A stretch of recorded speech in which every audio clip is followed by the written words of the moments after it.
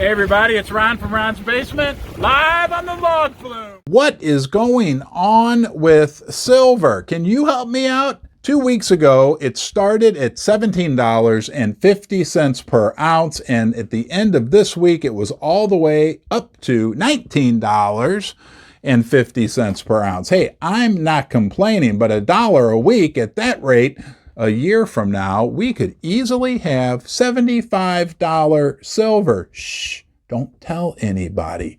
But what's going on? What's the driver? What are the factors that are providing the support for the rally in silver that we've seen over the last 2 weeks? Can they continue? Will they continue? Let's dive into all of that right now.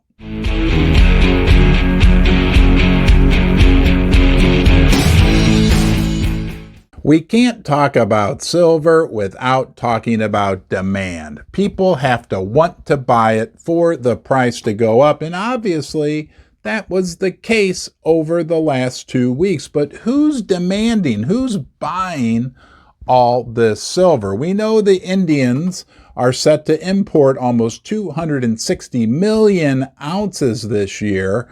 We know that the solar industry has a hefty demand for silver to be incorporated into all the new solar panels that are being produced as a result of the green initiatives going on around the world. We know electric cars. We know electronics.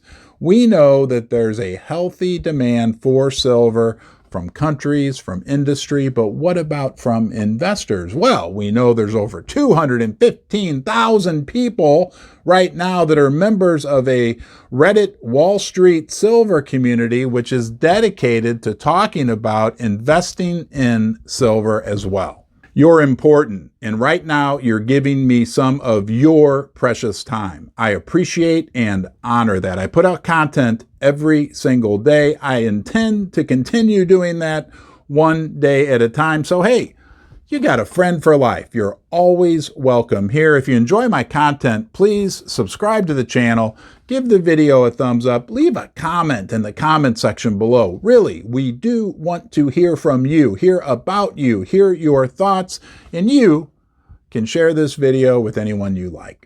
And doesn't it just make sense that if coin dealers, bullion dealers are able to charge these insanely high premiums they're charging to buy physical silver over the spot price, doesn't it make sense that that would mean there's huge demand from the investment community for physical silver? And after demand, we need to talk about supply, right? And we're going to go right to the top when we start talking about supply. We're going to go straight to God.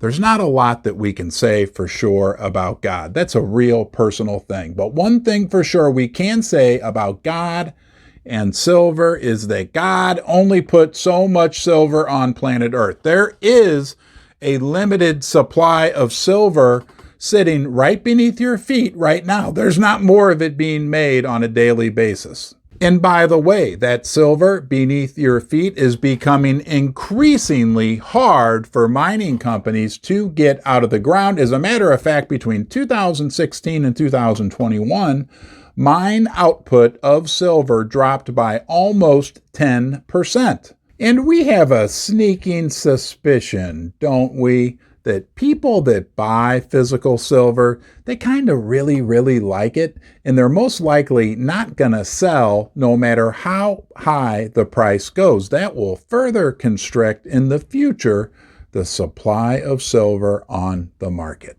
And silver has always been money. Silver has been valuable for thousands of years everywhere in the world. You can't say that about all these different currency schemes and other things man has come up with over the years. Silver has always been valuable everywhere, and it will continue to be in the future. And you know what that means? As governments continue to spend with reckless abandon and central banks print money like there's no tomorrow, that value of silver over a long period of time will remain constant, will retain its value.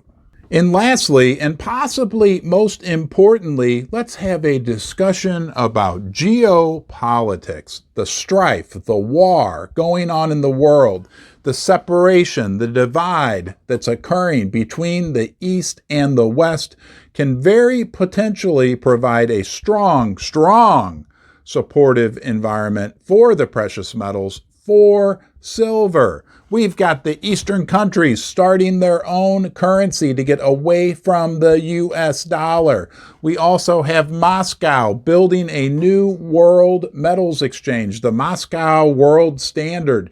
They want to get away from the COMEX and the LBMA and have their own spot price, their own market for metals. And can you really blame them? They produce like 60-70% of the precious metals in the world. Between these BRICS countries that are forming these new alliances, things could get very, very interesting for metals in the future. So the success we've enjoyed over the last 2 weeks with silver, yes, success.